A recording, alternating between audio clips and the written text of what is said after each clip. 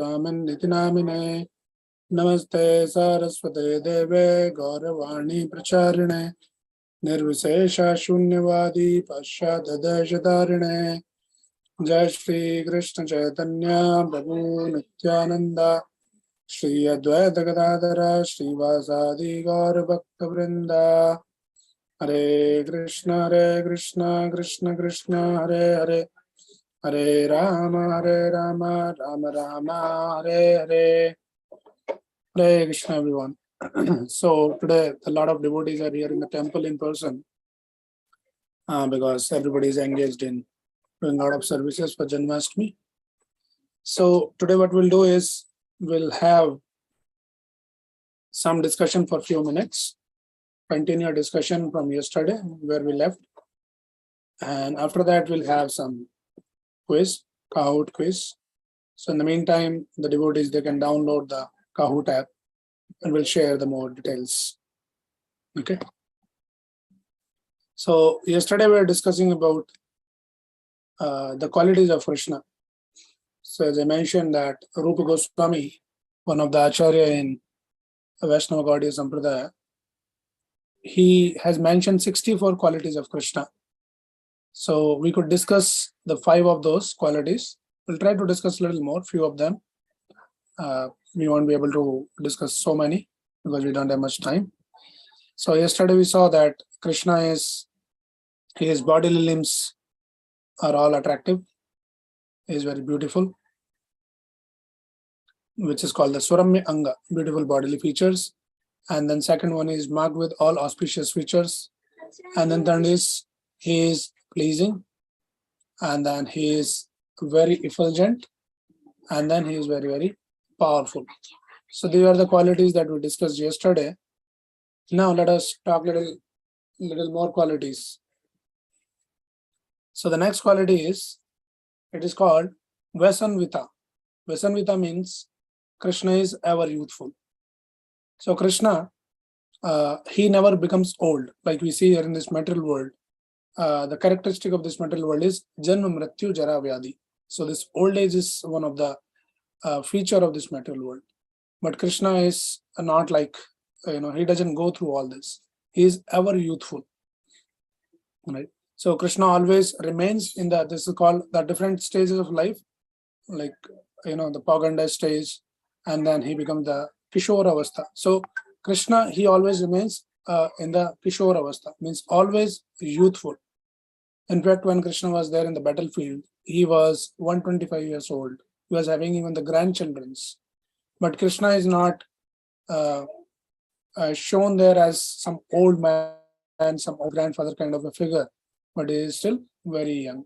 So Krishna remains, that is how in the spiritual world, in the Golok Vrindavan, Krishna and Radharani, they're always ever youthful. They always remain in the Kishore Avastha. So around like 16-year-old. So that is how Krishna is ever youthful. He looks always very young, beautiful. Right? And like we see, some of those qualities, actually the pure devotees also exhibit those qualities. So now we'll see the devotees, the pure devotees of Krishna, they're also ever youthful. But now somebody might be thinking, no, but we see there's a lot of devotees. In fact, the Srila Prabhupada, he was not youthful. He was an old man. But we should understand that yes, Prabhupada's body became old, but his spirit was always very youthful. He was very energetic, very enthusiastic. He did not act as if he's an old man. That is how we see that how Prabhupada in such an old age, like 70 years old, he came to this country and tirelessly was working day in, day out to preach the message of Krishna. Right? So that is how Krishna is youthful, and the devotees are also very youthful in their spirit to serve Krishna. So that is one of the quality. Now we'll talk about the next quality, which is called, this is also a very beautiful quality of Krishna. It's known as Vivid Adbhut Bhasha Vita. So Krishna is very expert. He's a linguist. He speaks all kinds of language. So sometimes we come across the people in this world, the linguist, they can speak like many languages. In fact, in one country there, like if you talk about the India, so there's so many languages people talk, and sometimes we'll see the people, they speak some Hindi, English, Kannada, Tamil, Telugu, Bengali, and so many other different kind of languages. And we get so fascinated. Look at this person, he can speak like many, many languages like that. So that is just one country. And then you go, internationally, then there's many, many languages. So Krishna is very expert. He is Vivid Adbhut Bhashavita. He speaks all kinds of language. But interestingly, he doesn't speak only the language of the human beings, but Krishna can speak the language of even the birds and the beasts and all kinds of living entities. During the Vrindavan Leela of Krishna, he used to talk to the trees. When Krishna will go in the forest and talk to the trees, he says, "Oh, my dear tree, how are you doing today?" Practically, he will talk like this. It's not like we are making it up, but those descriptions are there. So he'll talk to the trees, he'll talk to the birds. He could communicate with the birds, and sometimes, for some pastimes, he has to convey a message to Radharani. So he'll add some word, "Can you go and just communicate this to Radharani?" And the bird will go and speak something. So that is how the birds were the messenger of Krishna. So like that, Krishna can speak. Krishna can speak to the cows. He was having so many cows, and they will understand when Krishna will say something. Everybody listens to him. So that is how the Krishna is so expert in talking all kinds of language of this world, of the human beings, of all the living entities. But even more fascinating is about Krishna, that Krishna not only just understand the language of the words, but Krishna understand the language of our heart also. That is something very interesting and very relevant for all of us. Right? Krishna can understand which is not even been even spoken by us. What is there in our heart, Krishna understand very well. Right? So he can read that. So sometimes, so we should be very, very careful. Sometimes, we go to the temple, we stand in front of the deities, and there's so many devotees around. And then sometimes we can, externally speaking, we can say a few things. "Oh, Krishna, you are so attractive. Please kindly engage me in your service. Please give me shelter at lotus feet," and all of that. But in our heart, there might be so many materialistic desires. So in our words, we might be very artificial. We might be faking. But what is there in our heart, Krishna understands very well. Right? There is this nice pastime, not pastime exactly, but this is a real story that there's one Mataji in Vrindavan. She visited Vrindavan during the Kartik month. There's a lot of devotees from all around the world. She was from probably Hong Kong or somewhere that she came, and she stayed few days. And it is time to, for her to leave. So she was feeling like, she didn't want to go. Like she went in front of Krishna Balram in Vrindavan, the temple. She was praying, "Oh my dear Lord, it was such a wonderful time in Vrindavan. Thank you for allowing me in, Vrindavan, and I had a wonderful time. And I pray that you should always keep me in your dham, always, engage me in your service." And like that, she was not only in the mind, but she was kind of loudly. She was talking all of those things. And when it was time to go, and as soon as she started going, then she realized somebody, picked her pocket. The purse was stolen by someone in the crowd, and then she lost her passport and the money and everything. Practically she can't go. So she was like wondering, "Oh, I was just, maybe she did not even mean it that I should stay in the Vrindavan, but sometimes Krishna, he hears all those things." All right. So that is what Krishna is like. He understands all kinds of language, and most importantly, understand the language of art.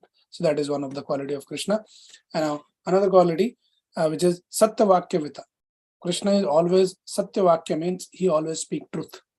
Now, many devotees might not agree to this, not devotees, but the people in general, they might have some contradiction. This says how you can say that Krishna is truthful. Krishna is, famous for telling lies and doing all kinds of things like that. But yes, we can say with our limited, sense of understanding the things that, oh, Krishna stole. And Krishna, when Yashodama is asking, "Did you steal the butter?" And he just bluntly refused, "No, I did not steal," though he is told. And everybody is coming and complaining, but he was telling the lies. But we should understand, with a higher perspective, that Krishna never steal the butter. Now, there's various reasons how to understand this. First of all those gopis in Vrindavan, all the elderly gopis, they always in the core of their heart, they're having the desire that when they are making the butter, their consciousness was, "Oh, if Krishna can come and eat this butter, then that is the success of our making the butter." So inside their heart, that desire is there. So when somebody wants to invite you to eat something, how you can say that it is stealing? Number one.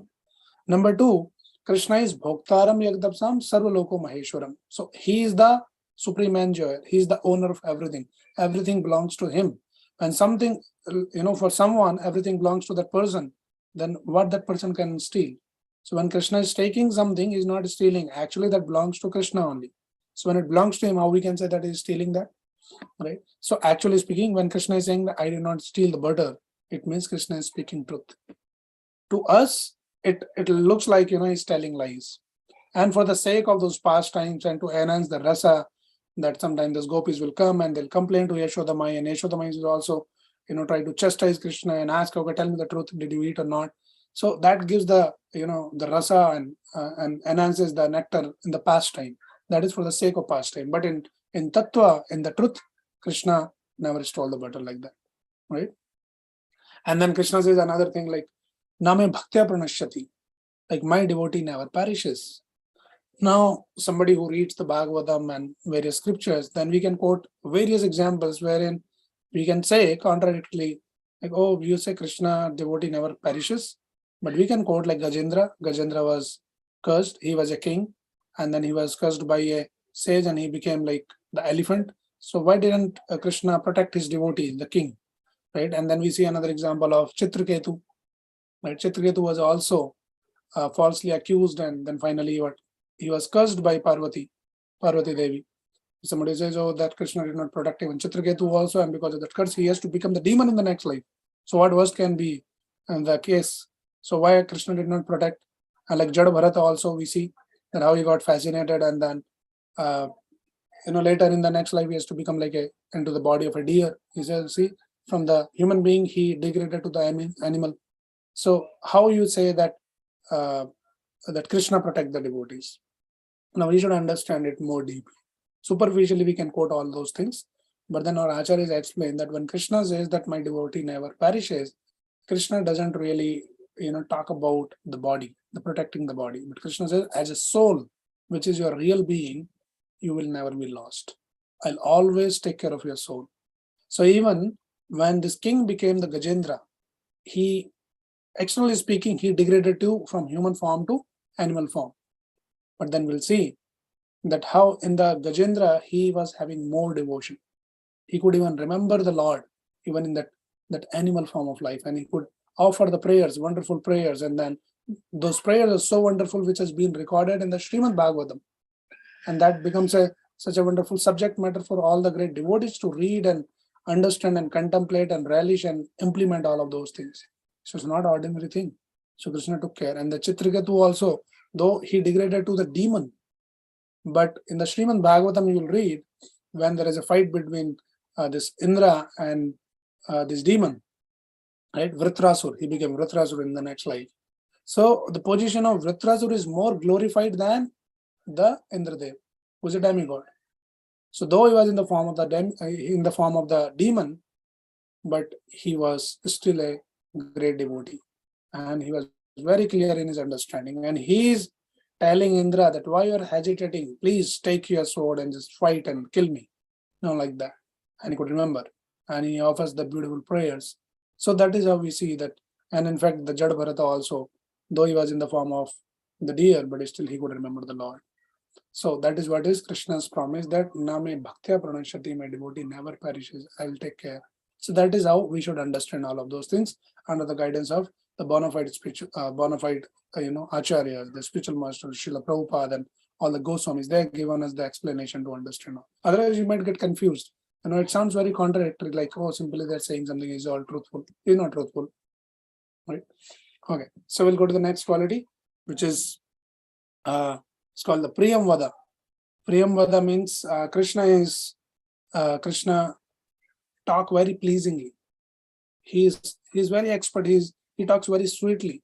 Whatever Krishna speaks, and people get just fascinated. Right? So Krishna is all sweet, actually, you can say. Like sweet means, we say that like when we eat the cake or any sweet, like say gulab jamun or some rasgulla. So now from wherever you bite it, it will taste sweet only. It is all around everywhere. You touch it and it is sweet. So this is how Krishna is. Krishna is all sweet. His personality is sweet. His beauty is very sweet looking. He is very sweetly. He's talked to the devotees. So this is one of the quality of Krishna. Priyamvada. He talk very pleasingly. Now, another quality which is called Vavaduka means he not only just talk very pleasingly, but he talks very fluently also. Krishna is very nice and very, expertly he speaks. He knows what to speak and how to speak and when to speak and how much to speak. Everything he knows. Right? In fact, this incident in wherein Arjuna kidnapped the Subhadra. So Balramji was somehow was not in favor, and Balramji did not like that Arjuna kidnapped the Subhadra, their sister Subhadra. Balramji was a little furious and angry. Now Arjuna is a great devotee of Krishna. Now Krishna's promise is that I'll protect you. Now he cannot go against the Balramji also, right? What to do now? So when he was trying to come and intervene something, and Balramji said, Krishna, you should not intervene here. You just stand aside, don't speak anything, because if you speak something, then I'll be confused. Then probably I'll forget that. So then he was thinking, okay, how to teach a lesson to this Arjuna and all of that, and he was discussing that, and Krishna was simply standing aside, not speaking anything. And then Balaram says, why not speaking anything? You should also say something. He says, you only told me that don't say anything.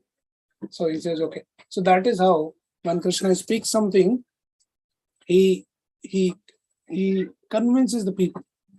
Right? So that is what is Krishna's expertise. He's very fluent. Right? And then this Yashodamai got him red-handed. Some gopis, they came and complained, and Yashodamai was asking, Krishna, did you eat? Did you stole the butter? So Yashodamai was saying that, Krishna, did you steal the butter? And Krishna was saying, no, Maya, I did not steal the butter. But no, all these gopis are coming and complaining that we steal the butter. So then Krishna is saying, no, Maya, I don't know why these people are like always behind me. They always want to put me in trouble. Why would I go and steal the butter when you, my dear mother, you are such an expert butter maker. When you make such a sweet and nectarian butter, why would I go in somebody's house and steal the butter like that? And then Yashodamai getting angry. Yeah, what he's saying is making sense. I make such a wonderful butter, then why would he go? But then Yashodamai suddenly saw that there's a little butter, on sticking on his lips and the face. He said, but I see some butter here, looks like you stolen it. And then he said, no, maybe these people, they are always want to put me in trouble, and these people only might have put, and I also did not realize, and like that. So Krishna was giving all this kind of argument, and then Yashodamai was getting confused. And then finally Krishna thought, okay, nothing is working, and Yashodamai is still continuing to argue and, interrogating me. I should do something. Then Krishna, what he did? Oh, now I understand. Actually, these people, when I go for play, this Balramji and all this, all these Gopas, they keep telling me all the time, but I never believed their words. But today, actually, I am agreeing what they say. So what they say? They say, Yashodamai is fair, Nand Maharaj is fair, you are black. You are not their son. They purchased you from the market, but I never believed that. But today, because you are treating me, you are behaving me like this, so now, I am forced to agree that what they say. So I know that I'm not your son. That is why you are, talking like this, and you're asking me so many questions like that. What's a big deal if I ate some little butter also? Then Krishna, made some faces like he's about to cry and all that. And Yashodamai, immediately she got perturbed. Oh, this small baby boy is getting so disturbed. So he said, oh, no, Krishna, don't worry. No, I was just asking like that. I know that you did not steal the butter. Why would you go and steal the butter like that? Now Yashodamai is doing the favor. And then finally Krishna is smiling. He said, yeah, Maya, what you're saying is true, but actually, you know what? I stole the butter. And then Yashodamai, no, you did not steal the butter. Why would you steal the butter? We have 9 lakh cows in our house, and I make such expert, I'm so expert in making the butter, such nice butter I make, special cows I have for you. Why would you go? And then Krishna is saying, no, I stole the butter. Now Yashodamai is saying, no, you did not steal the butter. Now all these gopis, they're standing and they're just looking at it, what to say. This Yashodamai and this Krishna, all these people are, first he was saying you stole the butter, he was saying no. Now he's saying I stole the butter, now Yashodamai is saying, they forget it, these people, they will go on endlessly. So this is what is Krishna is Vavaduka, means is very fluent. He knows that how to talk and how to convince the people. Whatever he says, just people will just follow. And that is how we see even the Govardhan Leela also, right? So we all know the story that how there was a tradition in Vrindavan that all these elderly people, they used to perform this Indra Yagya. And now just think of something like, it has been coming down since ages. And then suddenly one small boy, 4 or 5 years old boy comes and says, stop it. What is this you're doing? Nobody even pay any attention to when some kids comes and talk like this. But Krishna has that expertise. He is so fluent in giving explanation and talking and convincing the people that he could convince not only just Nanda Maharaj, but all the elderly people in the Vrindavan.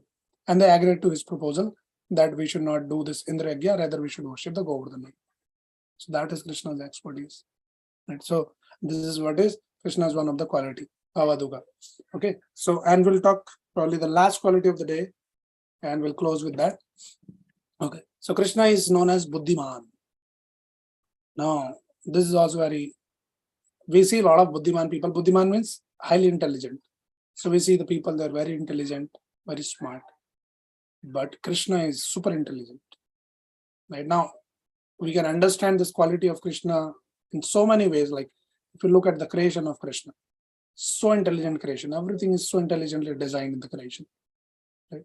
And the sign of the intelligence of Krishna is that he's a very expert planner. Like we see the intelligent people, they plan the things very well.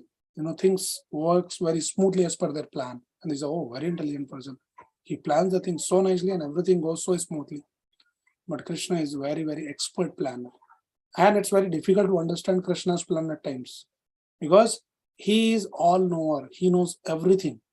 Everything means everything. He knows past, present, and future. So when somebody knows the future also, then you can imagine that what kind of planning he can do. Because you know that what is going to happen in the future. Right? We are all very limited, short-sighted. We can see the immediate things, but Krishna sees even the future also. So that is how we see that how Krishna, when he was fighting with Jarasan, right? And Krishna was defeating Jarasan 1 time, 2 time, 3 time, 4 time. So like that 17 times he defeated Jarasan. But the interesting part of this is Krishna did not kill the Jarasan. And somebody will think, hey, every time he's coming, okay, 1 time he left him. 2nd time again he came, okay, left him. 3rd time, 4th time, how much you will tolerate? Finish that person and then, once for all, he's coming over and over again. But Krishna did it very consciously because Krishna says, Paritranaya sadhunam vinashaya cha duskritam. That I come here to annihilate all the duskritam, all the demonic forces. Right? So Krishna used the Jarasan. Jarasan was, he was very, what do you say, motivated person. Like sometimes people 1 time, 2 time, 3 times they're defeated, they'll just give up. They say, forget it. I can't achieve this. They'll give. But this Jarasandha was not like that kind of a person. He was defeated and he goes and make a big army again, gather all the people. And then come 2nd time. Then again he defeated, go again and gather all the people. So Krishna was using. Krishna says, okay, why should I unnecessarily waste my time finding those, demons to kill them? So I'll use this guy Jarasan. He will go every time. He'll gather all the demons from all part of the world. He'll come here to fight me and I'll kill. Then 2nd time again he'll go, gather them, get them here and I'll kill. So like that 17 times Krishna planned that. He did not kill. And then through Jarasan, he gathered all the demons and then killed them. Right. And then finally, later at the end, Jarasan got this another personality called the Kalyavan. Now this Kalyavan also, so he belongs to the untouchables. So Krishna said, I don't want to touch this guy. If I touch also, then it will be like I got defeated. It is as good as like that. So I don't want to touch. So when this Kalyavan came to fight with Krishna, Krishna started running. And this Kalyavan was chasing Krishna. Now somebody says, oh, what is this? Krishna is running. But Krishna had some big plan. So it is difficult to understand Krishna's plan. But he started running. And then finally he went inside one cave. And when he went inside the cave, there's another person there, Muchukunda. Now this Muchukunda, his history is like he had the demigods in some battle, and then they gave him the benediction that he said, I am so exhausted, I want to take rest. So the demigods gave him the benediction, okay, you take nice rest. And he says, if anybody comes and disturb my sleep, if I glance on that person, he will turn into ashes immediately. So that Muchukunda was sleeping under a cave and Krishna knew everything. So Krishna was running and this Kalyavan was chasing Krishna and he went inside the cave where the Muchukunda was sleeping. Right? And then Krishna went inside the cave and he disappeared. He just hid himself. And this Kalivan came. He says, where is this Krishna? Where is Krishna? And then he saw no one, but there is one person is sleeping. He said, look at this Krishna. He came inside and sleeping here. Okay, I'll go and see him. So he goes there and he just kicked him, this Kalivan. And because this Muchukunda was sleeping, and he had the benediction, as soon as somebody comes and disturbs sleep and he glances, that person will be turned into ashes. So this Kalyavan was turned into ashes. So Krishna's plan, look at the plan. Krishna wanted to kill this Kalyavan, but at the same time he didn't want to touch him. And he managed to kill this Kalyavan. So that is Krishna's planning, right? So this is how. Now another incident we can talk about is when this Mahabharata Yuddha was going on. So one of the day this Duryodhan came and tried to instigate the Bhishma Deva, that Bhishma Deva, you are not fighting with in your full vigor. You are favoring all these Pandavas. And then Bhishma Deva was kind of provoked and he says, okay, I take the vow that tomorrow, by tomorrow evening, by sunset, I'll kill this Arjuna. And he has taken the vow. Now, Bhishma Deva is famous for taking the vows. His name became Bhishma because of his vow only. So everybody, this news spread like a wildfire in the whole camp. Bhishma Deva had taken the vow and everybody knew his power. He was not some ordinary person that he boasted something like that. If he said something, it will happen. Nobody can stop that. Now there is a lot of anxiety in the people in the whole of the camp that Bhishma Deva has taken the vow. What will happen tomorrow? So then news spread, and then Krishna was also a little concerned. So in the night when Arjuna was taking rest and Krishna comes, Krishna says, Arjuna, you know what? You're taking rest. You know what is the news outside? So what happened? Is that Bhishma Deva has taken the vow. And when he took the vow, actually, what Duryodhana did, he says, no, so Bhishma Deva's vow was, he took out 5 arrows and he says, with these 5 arrows, I'll kill. So Duryodhana was also very, intelligent. So what he did, he says, before the Bhishma Deva changes his mind to do anything and give some excuses tomorrow, he says, can you keep these vows with me? And tomorrow morning I'll hand over and then you can fight and kill him. So he gave to Duryodhana. Now Krishna comes in the camp and Arjuna is peacefully taking rest. He says, hey, wake up while you're sleeping here. You know what? Bhishma Deva taken the vow. He'll kill you tomorrow. So Arjuna's response was, so what? You're taken the vow, he'll kill me. That's okay. Let me sleep now. He says, what? You're not worried? And then Arjuna was like, why should I worry when you are there? And Krishna's promise is, Nabe Bhaktya Pranashati. Says protecting is your job, not my job. So that is your problem. Let me sleep now. Tomorrow morning I have to get ready for fight. And Krishna couldn't sleep. Arjuna was sleeping very peacefully. And Krishna was whole night, he was thinking what to do, how to protect. Now, of course, Krishna didn't know how to plan and think like that. But that is the pastime. And then Krishna, what he did was, he says to Arjuna, okay, you have to do one thing. Go to the Duryodhana and remind him that there is one pending promise that he made that you can ask him. So one time, now we are not getting the story that, but one time this Arjuna protected this Duryodhana. So that time Duryodhana very pleased and he says, okay, ask me something. He says, when the right time will come, I'll ask. So he said, now this is the time you go and remind him, say you have this pending promise. So you have to give me now. So he goes and he reminds Duryodhana. And Duryodhana says, okay, yes, please ask. So because that was a very secret conversation between Duryodhana and the Bhishma, nobody knew about that there are some 5 arrows kept like that. So he never expected that somebody will come and ask those arrows. He says, okay, ask me what you want. He says, give me those 5 arrows. He gave the 5 arrows, but he was so bewildered that how do you know that? And then he says, because Krishna told me. So that time actually, that was one moment when Duryodhana felt the name this Krishna is Bhagwan. But he sensed that. But that is the demonic nature. They don't want to accept that. And then again, that happened. And then finally he couldn't kill. In fact, there is additional story to this. So when Duryodhana came to Bhishma Deva, he says, oh, those arrows is taken by the Arjuna. He says, now what? So then still Bhishma Deva anyway.